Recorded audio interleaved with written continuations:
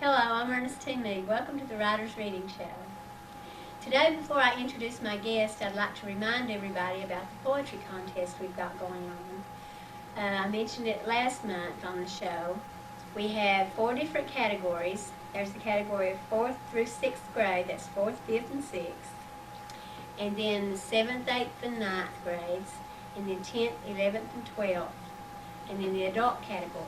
This is a new category that we've started this year because I wanted to show the adults that watch the show that we're interested in your writing too, and we want to give you the opportunity to maybe win a prize or just get to hear your poem on the air.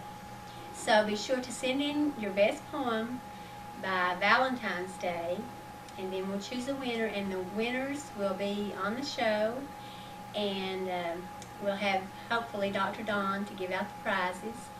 And there'll be a first prize and a second prize in each category.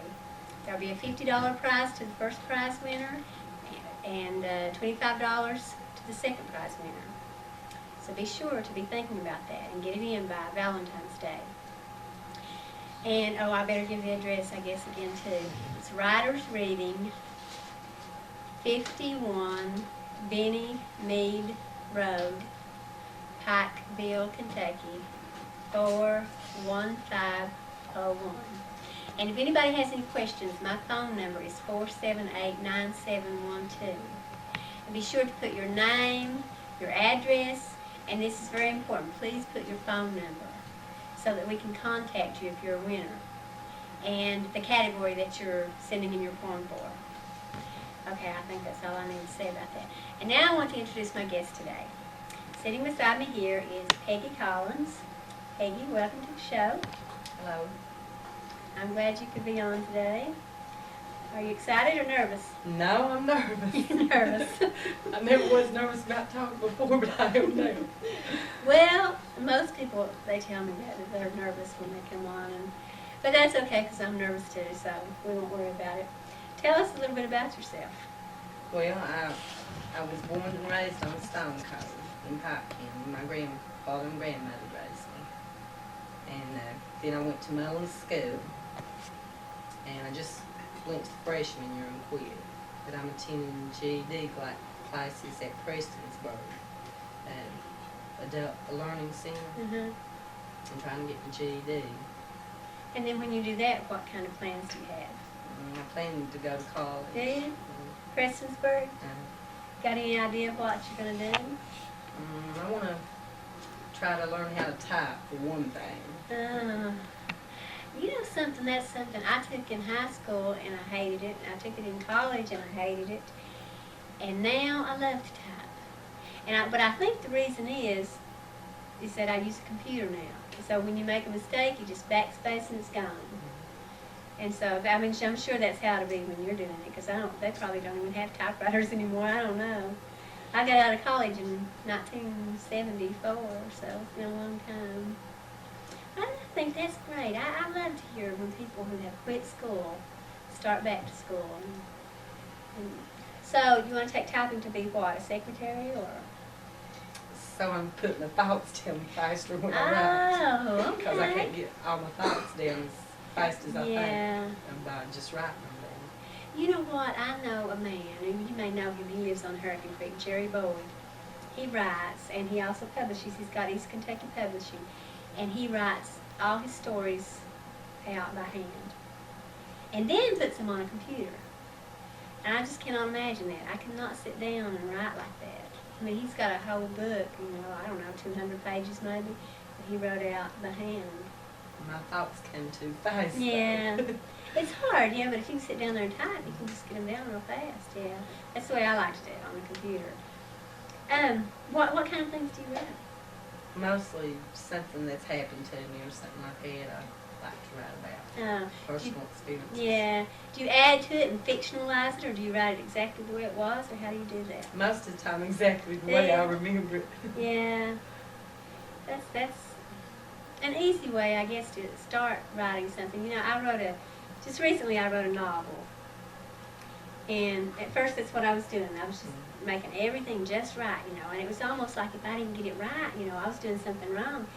Then it finally dawned on me You know, I can make up stuff. I can make it different from the way it was. And that was fun when I started doing that. And so the novel ended up being maybe about half true and half fiction, so I enjoyed doing it. Oh, I could probably make up some rules too, Yeah. though. Did you ever write poetry? I wrote a few, not many, though. Yeah. Well, maybe you'd want to enter the poetry contest. Think about Yeah, it. I'd probably like it. Then you can come up with a good poem between now and Valentine's Day. Well, what have you got to read to us today? I got this one story. This was about my son before he was born, and then some things that happened after he was born.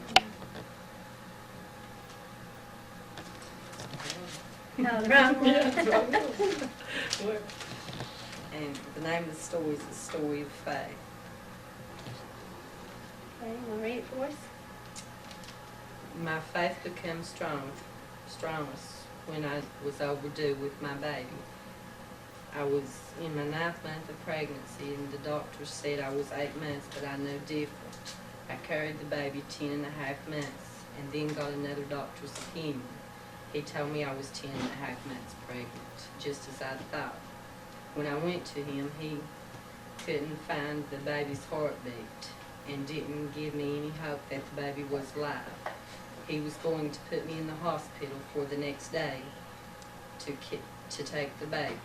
I was so frightened that I didn't know what to do. That night, my neighbors were very supportive. They came to my house and prayed for me and the baby.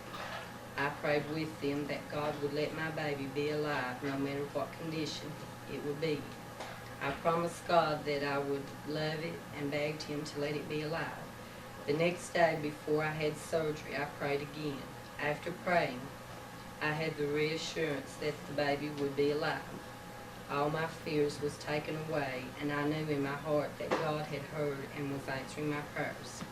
When I woke up after surgery, the nurse informed me that I had a big baby boy. The doctor said it was healthy, and I began to thank God for answering my prayers. I named him Elliot because it means faithful to God. It wasn't until we were released from the hospital that we began to find things abnormal about him. As a baby, he didn't move around much. Only when he got mad and cried would he kick. Unfortunately, he didn't move his arms or head like other babies.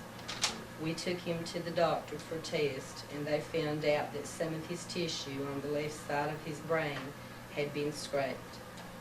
The tissue was growing back, but they didn't know how long it would take for it to grow back completely. Elliot had been taken from one doctor to the next.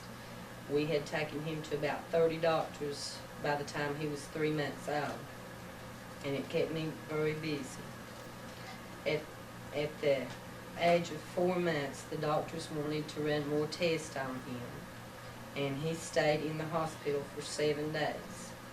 The test results showed that he had weak muscles in his thumb's neck, and also muscles missing around in his sides, and 2 muscles in his chest missing, along with other weak muscles in his body. Our son was growing unable to function normally. The doctors said they didn't have any hope in him ever walking. It was difficult to accept this, and I asked God. I didn't think God would let me down, so I kept praying that the doctors was wrong. When Elliot was 2 years old, he had to be put in the hospital again. They ran more tests.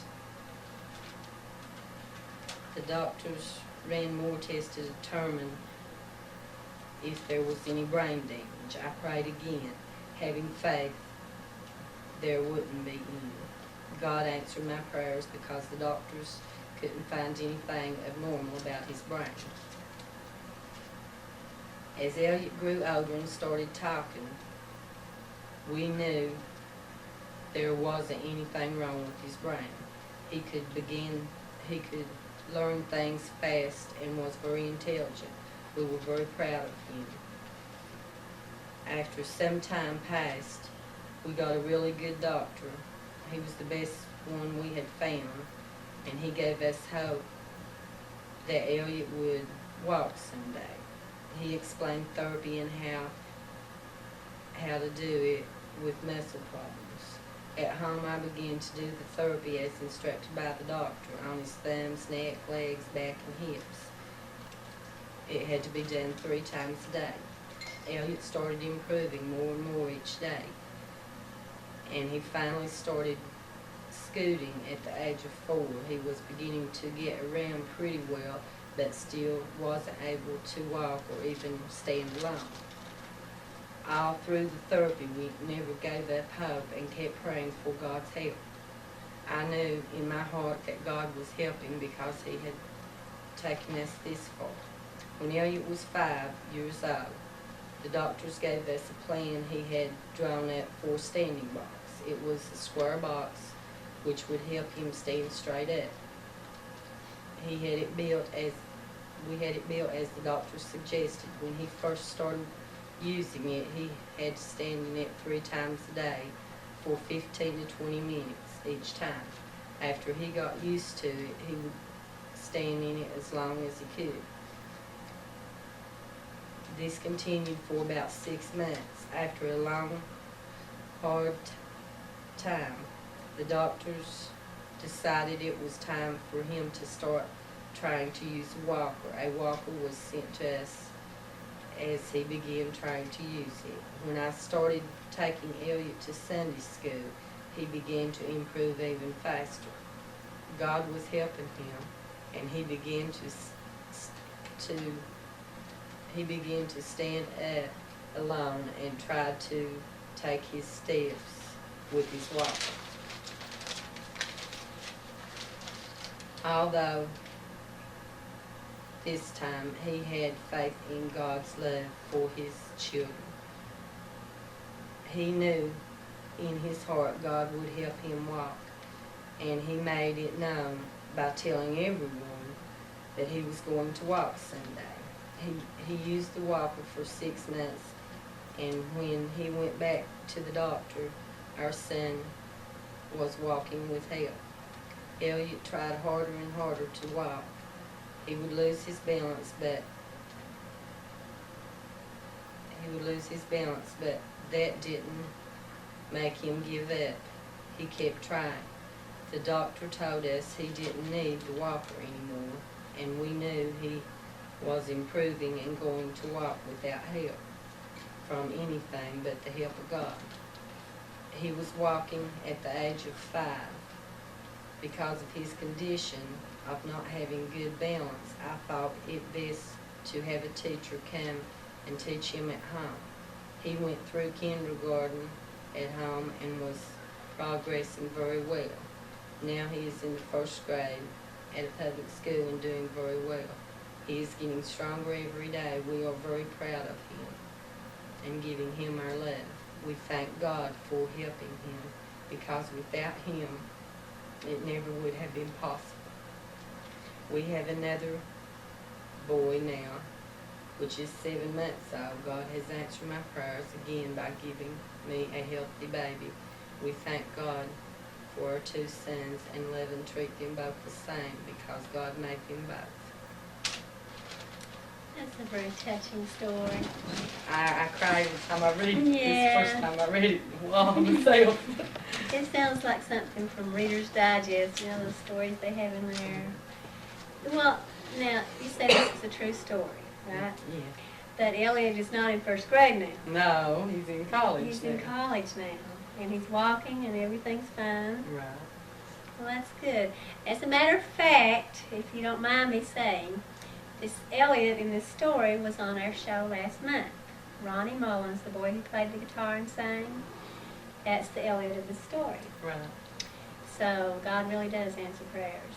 It sure does. It's wonderful to know that. And, well, I'll tell you how much I enjoyed having Ronnie on the show. I really enjoyed listening to him. My kids enjoyed it. They even taped him on a little audio cassette while he was singing. So we'll have it to listen to. But I enjoyed your story too. Now, did you write that? What was the purpose for writing that? Oh no, I was just nervous one day and got me some paper and pencil and just started writing. And it calmed down my nerves. Yeah. Did you have By telling the story, on paper. Yeah. But you weren't writing it to send somewhere to get published or anything, just... Not at the time. Yeah. But I had sent this story into True Story one time. And the editor wrote me back. And she said it was a good story, but they take their stories like you send them in a certain month and then they pick out for like a whole year. And they'd already picked out the ones they're going to use for the rest of the year on there. And she told me to send it back in and I never did. Well, you should do that. So I think that would be a good one. Do you do that a lot? Is that therapy for you to write? I guess that might be what you call it. Because when I get nervous, that's when I write a story. Well, I write poetry for that reason. Especially if I'm depressed, that's when I want to write poetry. When I'm happy, I don't want to write. Which is probably bad. I don't know if that's good or bad. I know it's good for you in a way because it gets you calmed down. Yeah. Well, I've known people who play, like they play the piano when they're depressed or something, and maybe Ronnie plays the guitar and sings, I don't know. But I've always written. That's the thing that I do. And even in a journal. Do you keep a journal? No. No? Well, that's something that I do too. It's like there's so much up here in your head, and if you can just get it out and get it on paper, then you feel better. You can just get it out of your mind. Have you ever thought about maybe putting a bunch of stories together in a book? Yeah, I've been thinking about that for the past 2 months. Yeah. Starting to do that. Have you written quite a few, or? No, but they pop into my head. I can just sit down and write one. Just anytime I got in the room by myself. Yeah. I had to have everything real quiet when I'm Yeah. writing. Once you learn how to type. Yeah. Another thing you could do is take a tape recorder or even a video camera and just sit there and tell the story into it. And then you would have them all there. Then when you do learn how to type, you could type them all up. That might be an idea. Because if you let these stories just sit there, you may forget what you wanted to write. Do you have another you want to read for us? This is a little bit longer. Well, we've got time.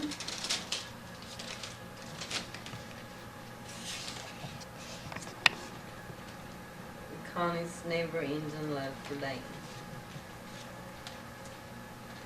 Connie was a woman in her 30s. She had a very happy childhood. She had always been nervous.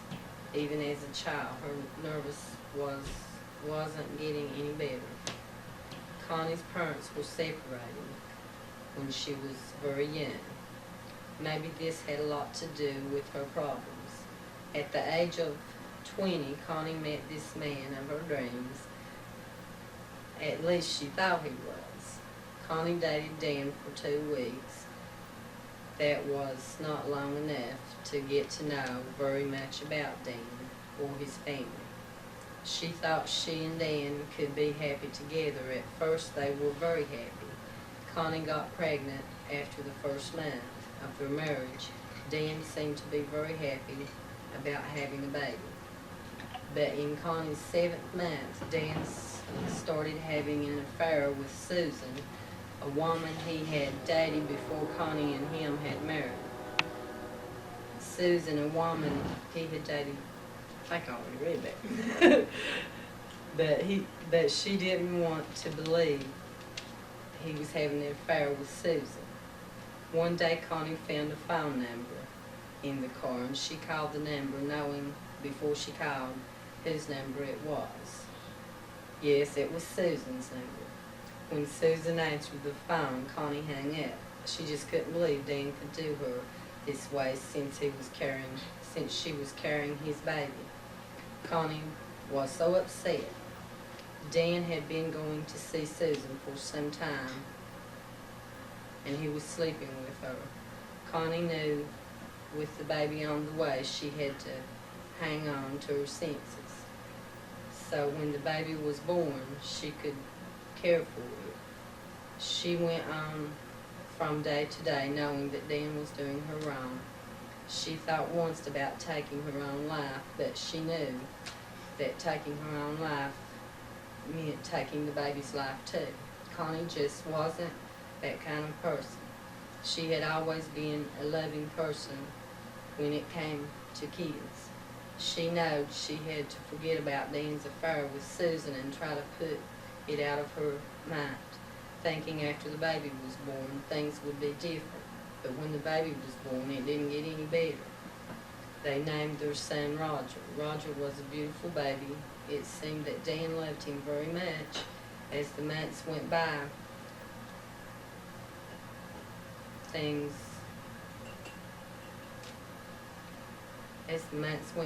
Connie started seeing things wrong with Roger. He couldn't do things that other babies could do. Connie began to worry that something was wrong with her baby. Dan didn't seem to be worried, or he just didn't care. Connie started taking Roger from doctor to doctor and having all kinds of tests run. They started telling Connie that what was wrong. Connie was really upset. She didn't know how to deal with this at all.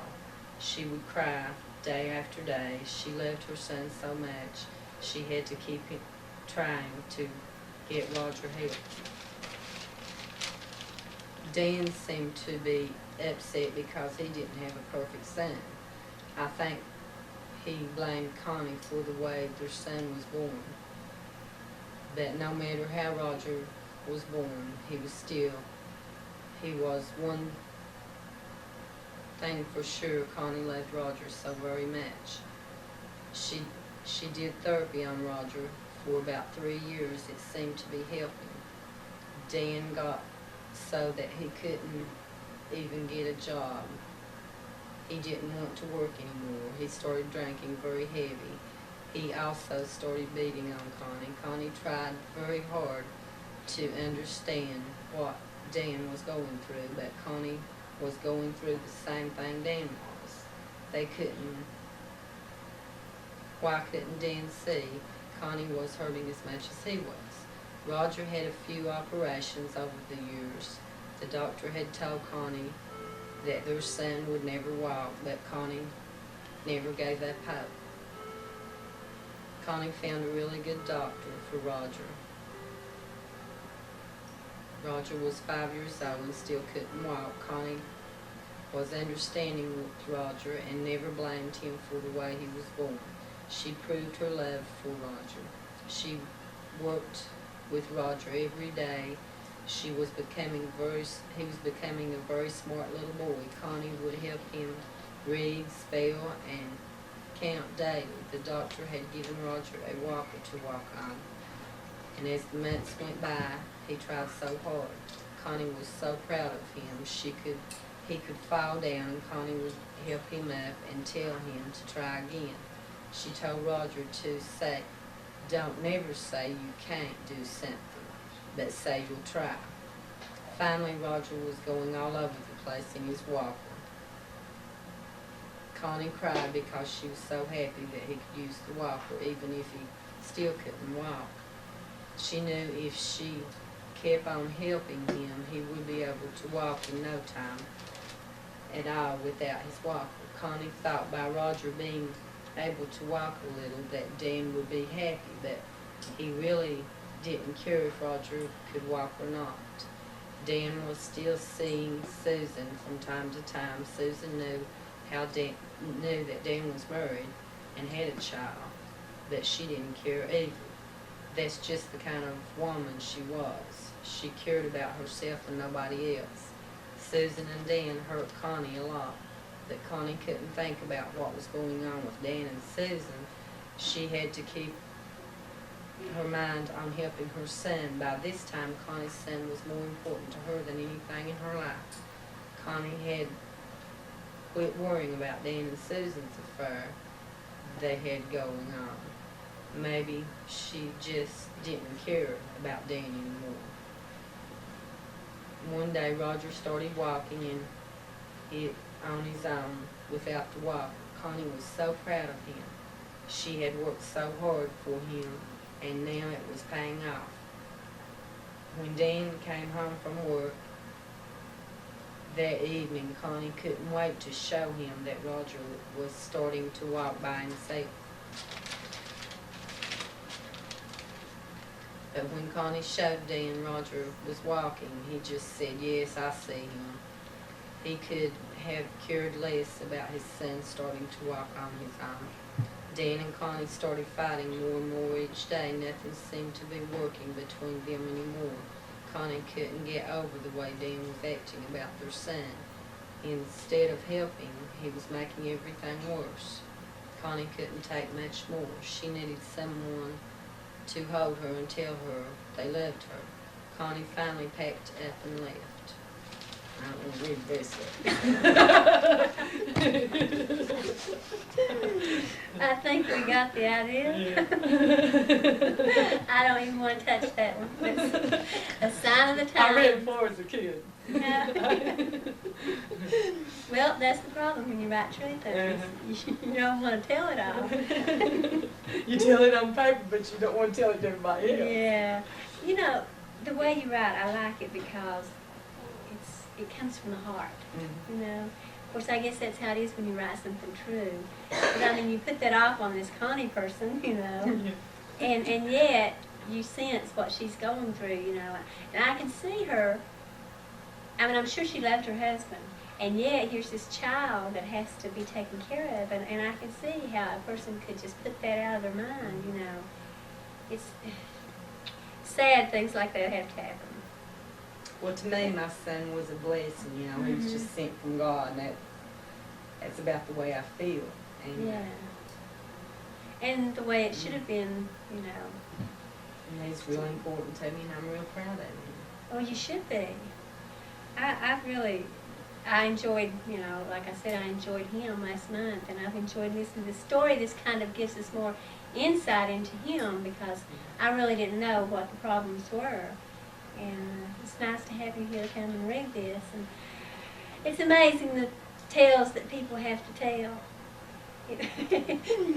Someday I'll put them all together and write a big book and you can read it. Yeah, that's what you need to do. Get it published and then everybody can know about Dan and Susan and Connie. Well, mine are Emily and Greg. Well, Peggy, I've really enjoyed having you on today, and I've enjoyed the stories. And you're going to have to let me hear some more of them when you learn to type. Yeah. You get your GED. Have you got your GED yet, or are you working on it? Not yet. I'm still working. Oh, okay. Well, when you get it and you start PCC and learn to type, you can just pump out those stories right away. I want to remind everybody again about the poetry contest. Remember to get your poem in by February 14th, Valentine's Day. That's to Writers Reading, 51 Benny Mead Road, Pikeville, Kentucky, 41501.